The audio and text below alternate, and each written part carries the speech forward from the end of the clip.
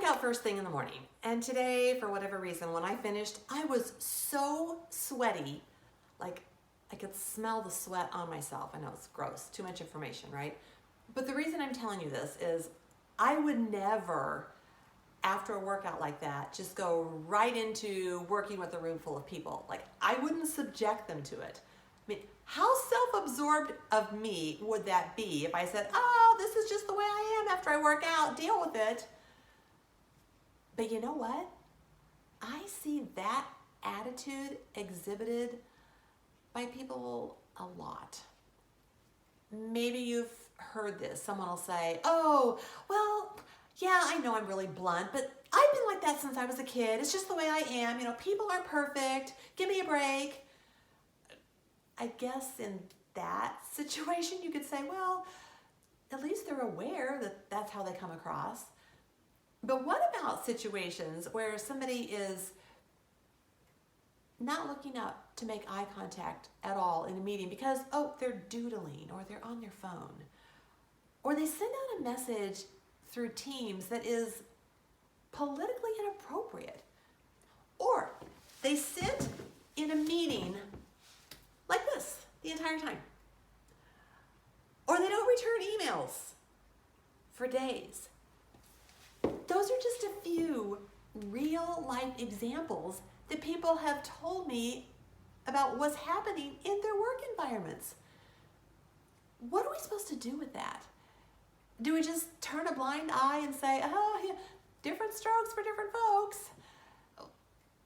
That's an option.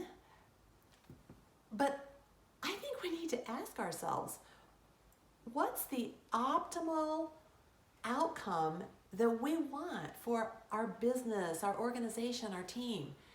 And then what are the behaviors and the values and the attitudes that we think will make those things happen?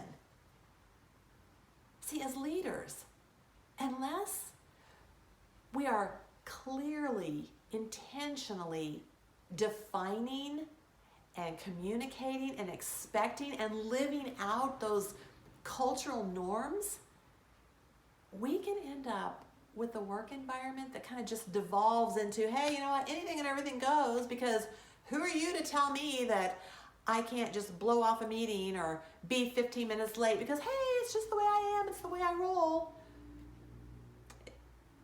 You can do that, but you don't have a culture. Your subcultures are running the show. And if you do that long enough,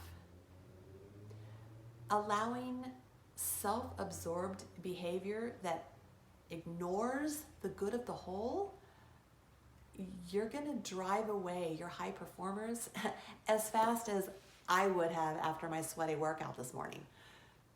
So if that's happening to you, it's a sign. Your culture stinks.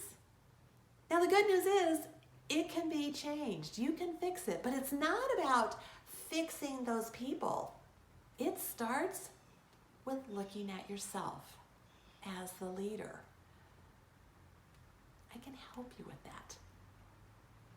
Because how long can you afford the fallout of a culture that stinks?